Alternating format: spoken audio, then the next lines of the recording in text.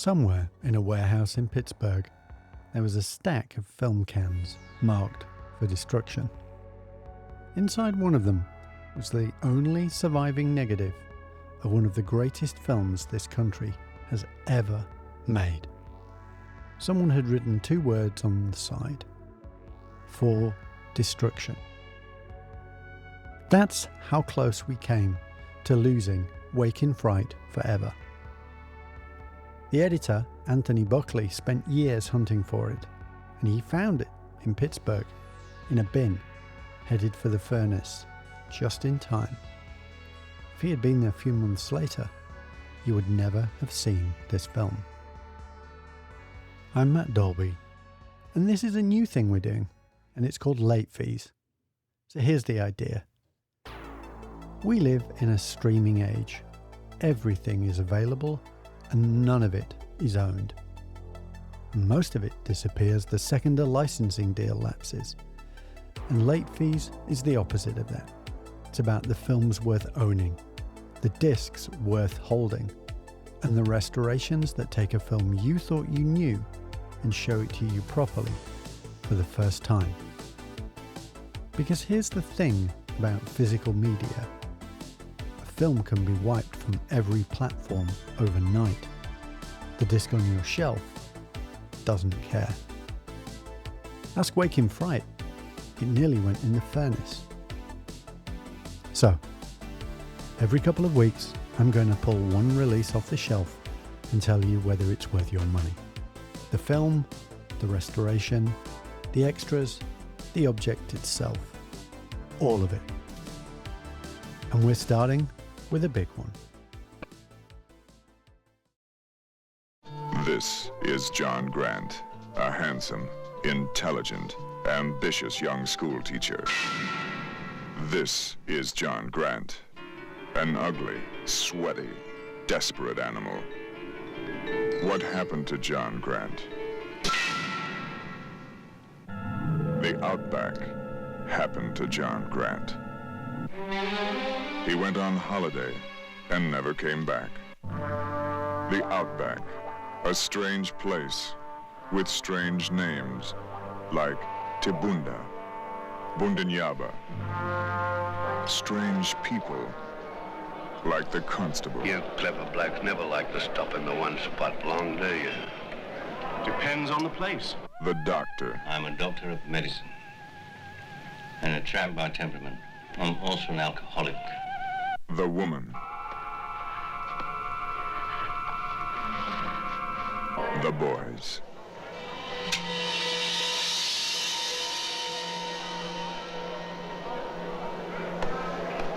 Tiles! 2 tiles!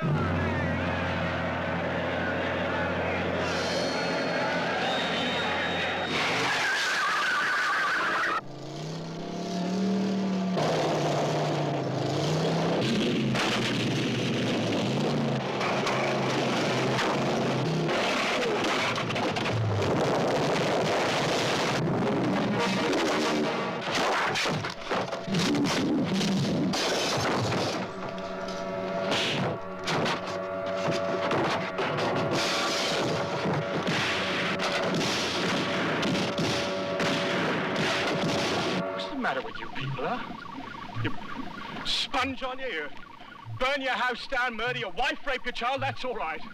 Don't have a drink with you, not have a flaming bloody drink with you, that's a criminal offense. The outback happened to John Grant.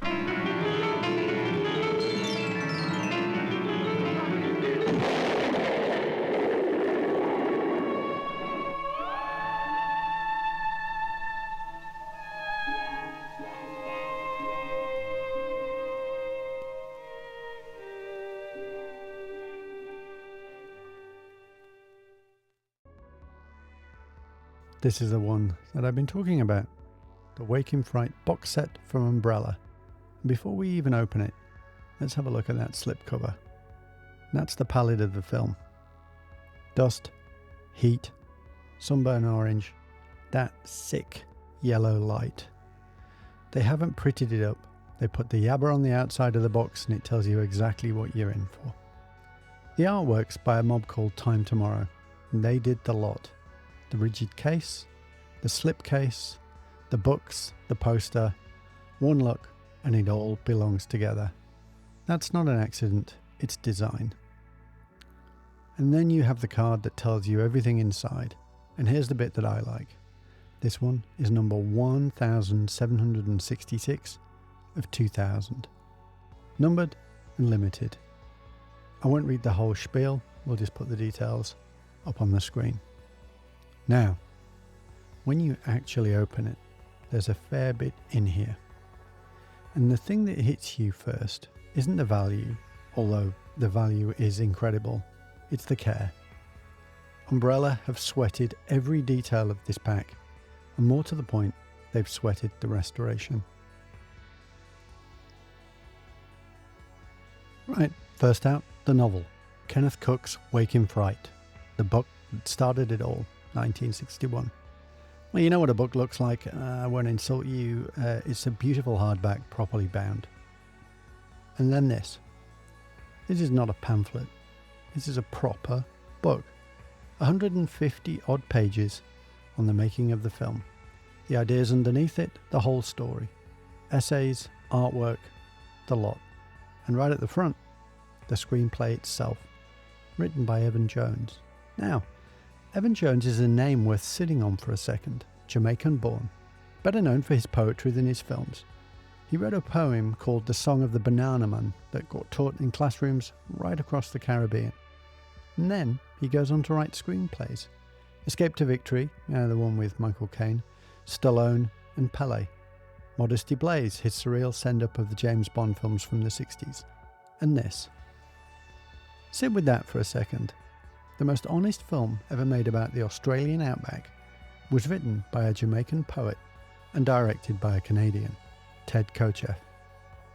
Two outsiders, neither of them from here, and they saw the place clearer than anyone dared to.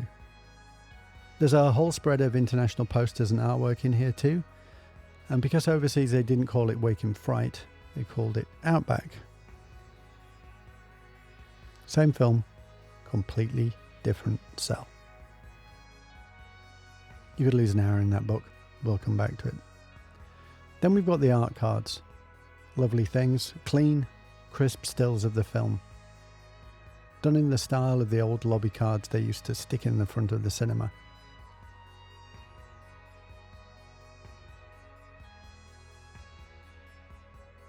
Frame them or leave them in the box. Either way, another bit of care most labels wouldn't bother with. And then we get to the actual reason we're here, the discs. Another slipcase, keeping the 4K and the Blu-ray together in one place. Open that up, and there's another couple of goodies waiting for you inside. This, a beer mat, Bundan Yabba Arms Hotel. You're a Yabba man. Filmed on location in beautiful Bundan Yabba. You don't get beer mats anymore, do you? Yeah, fantastic. I love it. Look at that. There. Wake in Fright, Bundan Yabba. And then you get this. Full-size version of that poster from the book. Just open this out here. Fantastic. Titled Outback, as it was in England. Chips Rafferty. Fantastic. And on the back, full-size version of that poster. It was in the book and on the slip cover. And then the discs themselves. The Blu-ray of Wake in Fright and the 4K. That's the one. That's what this is all built around. And you'll even spot the 2-up coins worked into the art, the game that runs right through the film. And it pays off in one of the great images in Australian cinema. Those coins sitting over Donald Pleasence's eyes in the fever dream. And we'll get to that. So, that's everything you get in the box. The books, the discs, the lot. There are about 3 ways you can buy this. The straight 4K and Blu-ray, just the discs in a slipcase, and that's about $60. This one, the collector's edition with the rigid case, the 2 books, art cards and the poster, and that's $110. And then the big one, we call it the Yabba, $200, and on top of everything this set throws in a t-shirt, a beer glass, and a proper 2-up set with real British pennies. So you can lose your own money at home. This is the middle one, and for the 2 books alone, it's the one I'd point you at. Right, that's the box. Now, let's talk about the restoration, because this is the reason the discs exist. And quick history for you. Wake in Fright came out in 1971, and then basically vanished. For decades you could not see it properly. All the prints were gone, the negative was missing, and the film drifted out of the conversation completely. Then Buckley found those cans in Pittsburgh. A digital restoration premiered in Cannes in 2009, which is its own piece of trivia because Wake in Fright was famously one of the very few films ever invited back to Cannes twice. Once in competition in 1971, and then again restored in 2009. That 2009 version is the one most of us have watched for the last 15 years, and it was fine. A little bit soft, a little bit processed, scrubbed of its grain in places. This is not that. This is a brand new 4K restoration, scanned from the original camera negative, supervised by Mark Hartley, the bloke who made Not Quite Hollywood, and graded in Dolby Vision, authored by Fidelity in Motion, who are about the best in the world at this. And the difference is night and day. Every critic who has covered it landed in the same spot. There's a reviewer who measures the upgrade by how many beads of sweat you can count on Donald Pleasence's forehead. That's the level of detail. The grime, the heat, the dust on everyone's skin. It's all there now. And the colours are vivid, almost impossibly vivid. The orange sun, the green felt of the gambling table, the red of the meat. But it never tips into looking fake or overcooked. And they fixed the sound. The old releases had a thin, quiet 2-channel track that you had to crank. The new DTS HD Master Audio is louder and cleaner, and that matters more than you'd think in a film where the soundtrack is half the assault. Now the extras, and this is where Umbrella have really lost their minds, and I mean that in the best possible way. I'm not going to list all of it, there are hours here. I'm going to give you the 4 that justify the purchase on their own. 1. The audio commentary with director Ted Kotcheff and editor Anthony Buckley. This is the one. Warm, funny, 2 old men who love this film talking about how the hell they pulled it off. And if you only have time for a single extra, make it this. There's also a brand new second commentary by Peter Galvin, who wrote the book on the making of the film, if you want to go deeper. 2. Return to the Yabba, a 50-minute documentary that goes back to Broken Hill, the town that played the Yabba, and tracks down the actual locations. 50 minutes. That's not a featurette. That's a proper film in its own right. If you've seen Wake in Fright, watching them stand on real corners is genuinely haunting. 3. A new interview with the director of photography, Brian West. And this is the real cinephile's pick. West is the man who shot that heat, that light, those faces. Hearing him explain how he did it on a tiny budget in real towns with real people is the closest you'll get to understanding why the film looks the way it does. And 4th, Kim Newman and Donald Pleasence. It's got the best title of the set, Cinema's Great Squeaky Bald Git. It's the critic Kim Newman walking through the career of the man who plays Doc Tyden. And it's a reminder that Pleasence was one of the great character actors of the century. And this is one of his strangest and finest performances. And then, because apparently that wasn't enough, they threw in an entire second feature film, Sunstruck, a 1972 comedy from the same producers, fully included as a bonus, plus archival interviews, audio pieces, alternate scenes, TV spots, and a stills gallery. It is no exaggeration to say that this is the most complete this film has ever been presented anywhere, ever. So, the film itself. If you've never seen it, here's the shape of it, and I'll keep the ending to myself. John Grant is a school teacher. He's English, educated, a bit of a snob, and stuck teaching in a one-room school in the middle of nowhere on a government bond he can't buy his way out of. School breaks for Christmas, and he's heading to Sydney to see the love of his life. On his way, he has to stop for one night in a mining town called Bundan Yabba. The Yabba. He never makes it to Sydney. He gambles his money away in a single night, and then the town picks him up, dusts him off, and goes to work on him. And here's the thing that makes it horror. Nobody in the Yabba is a monster. Everybody is friendly, aggressively, relentlessly friendly. Have a beer, mate. Have another. Don't be rude. Have another. The horror isn't a killer in the dark. It's a handshake that won't let go. And here's my read on why this film cuts the way it does. It was made by outsiders. Kotcheff was Canadian. The screenwriter, Evan Jones, was Jamaican.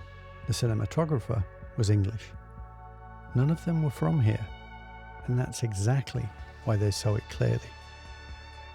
An Australian director in 1971 might have made this a larrikin comedy. Good blokes, cold beer. She'd be right. The outsiders looked at the same town and saw something else. They saw the menace under the mateship. They saw that friendliness and the violence are the same thing, wearing two faces. And that's the whole film. That's the thing nobody local was willing to put on the screen. And then there's Doc Tyden, Donald Pleasence, sweating, half naked, the smartest man in town and the most lost. He's what Grant is terrified of becoming, a clever man who came out here and let the place dissolve him. Pleasence plays him like a devil who has given up even bothering to tempt anyone, because he knows the heat will do it for him. I have to flag one thing, because it's the most infamous part of the film, and you should know it's coming. There's a kangaroo hunt, and the footage is real. It was shot during a professional cull, and it is genuinely hard to watch. And the film knows that. It's not there for a thrill. It's the moment the veneer comes off completely, where Grant stops being a tourist and becomes one of them. But it's real animal death on screen. And if that's a line for you, that's the scene to know about going in. What gets me about Wake in Fright is that it's not really a film about the outback. It's a film about what a place can ask of you and how easily you say yes. Grant doesn't get dragged into the Yabba kicking and screaming. He walks in. He laughs. He has another drink. He is complicit.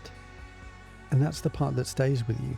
Not what the town does to him, but what he turns out to be willing to do. It's one of the greatest films this country has ever made, and it nearly didn't survive. And it has never looked like this. So, the verdict. This film is a masterpiece. That part was never in question.